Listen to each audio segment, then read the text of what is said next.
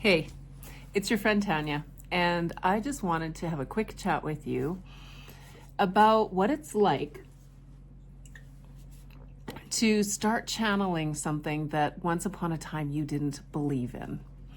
So there was a time when my personal perspective on the Bible was that it was a series of fiction written by multiple authors to speak to some fables and stories of people that were supposed to teach lessons.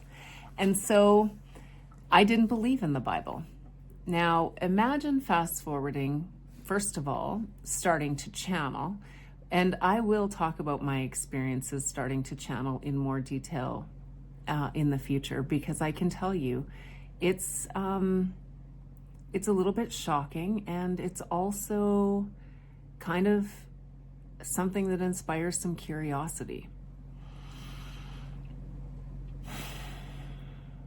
But it's also a little bit scary, because as much as I allowed it in order for it to happen, it's hard to believe. And so then you kind of feel like a weirdo, or I did.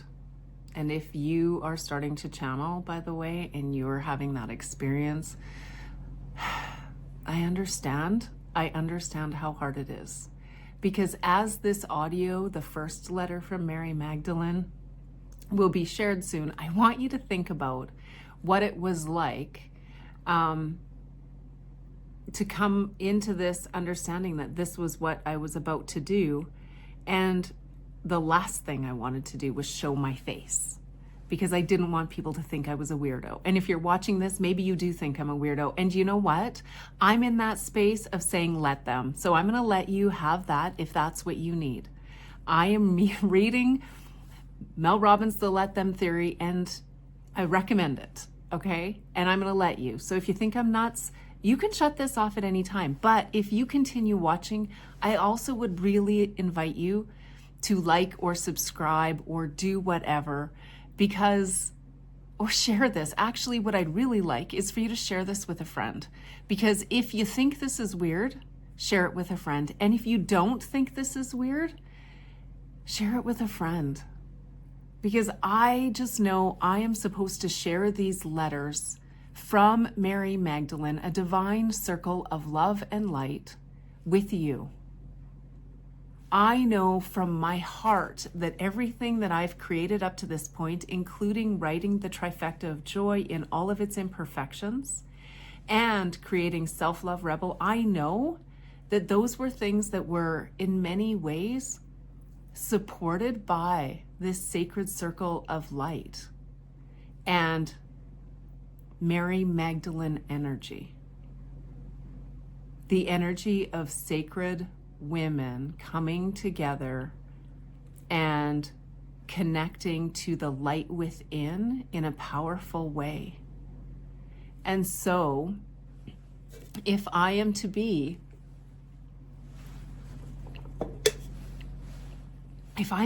that channel of love and light that is the energy and essence of Mary Magdalene and the circle of light, and as someone who's never read the Bible and knows nothing of her, to have channeled some of the things that she has shared with me in her divine letters and more, I know that it's an honor to be the vessel. I know that it's an honor to be the vessel. And so I own that. I own the honor of being the vessel.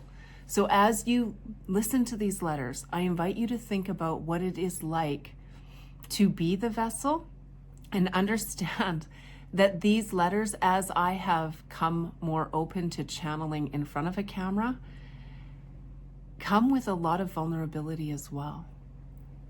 Understand, though, that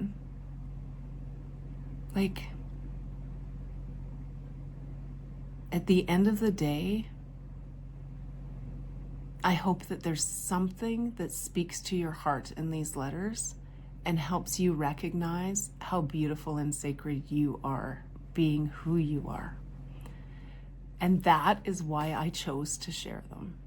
That is why, with vulnerability, I recorded them and put them out initially without giving you this face. And so, from the bottom of my heart, as you listen to the first channeled letter, may it speak to your soul. And again, thank you for being a part of this journey. If you're watching this, I know you are meant to listen to these letters and see and share and understand the power and love with which they are shared.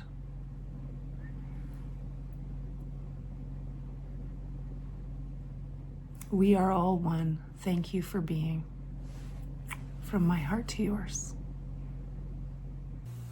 Sweet, sweet soul sisters, of this I tell you, I am the voice, the heart, the soul. It is me, your sister in light, Mary Magdalene. Some may refer to me as Mary, others as Mags, and of Maggie is the place I land upon Tanya's heart. And she is but a vessel, a space for me to come through for a message to you, my sweet, sweet soul sisters. For I know that you feel it. This is meant to land on the hearts of those soul sisters who feel it within. There is a shift, a change, a noticing of your own light, perhaps a feeling of greater gut knowing or intuition, or perhaps even a noticing of the importance of connection in sisterhood and in recognizing a shift on this earth toward a more feminine energy and its resistance. It is all around you. You feel it, and this is you coming together. In our time, I will share the stories of us, the circles of light, who gathered, and as we gathered, shared in one another's journeys, held one another in sacred light, and connected to divine energy, therefore being able to carry more out into the world. I will share of those circles further, but for now, it is essential that you understand who you are in this time of light. Sister, you feel it. You know it is within you, and you wonder what it is. Some call it a what the fuck. However, it is the breeze against a flame. It is a breeze against the flame that, rather than extinguishing it, fuels it in the most gentle way to burn brighter and light the way more for themselves and others. And this gentle breeze is that connection with all that is. You know that there is something greater than you. And yes, that something greater than you is of all. We are all one. Tanya is but the vessel that I choose to come through as a light to your path forward. Tanya is but a vessel, and it is with her openness and her bravery that stepping through this door will happen for you. For sweet soul sisters, this is your journey. This is about you recognizing the sacredness of yourself and your sisters as there is a sweep of darkness. And in that sweep of darkness, the importance of solidarity and sisterhood and holding one another up in love, not against the masculine energy, but embracing the importance of the feminine energy, of flow and of love and acceptance and of life and of goodness and of cherished emotion and of the great unfoldment, as the vibration of the planet is at the crux of choosing forward in light or in darkness, in love or in fear, in joy or in sadness. We are in a season of change, sweet sisters. You feel it. You know it. It is around you. We are all one. And I, as your sister in this path, come forward to remind you of the powerful women whose voices speak for so many of us who have been quietened, who have been killed, who have been slain, who have been silenced for their truth, for their connection to what is, for their connection to all. For yes, sweet sisters, our sacred circle of light is the original witches, if you will. Yes, indeed, you are a woman in total control of herself.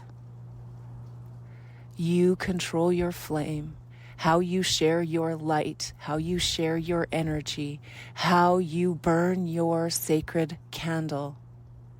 And sister, in that process, when you gather, the light grows. You know this within your heart. Now is the time. Now is the time. Now is the time to acknowledge the knowing you feel. Now is the time to acknowledge the knowing you feel.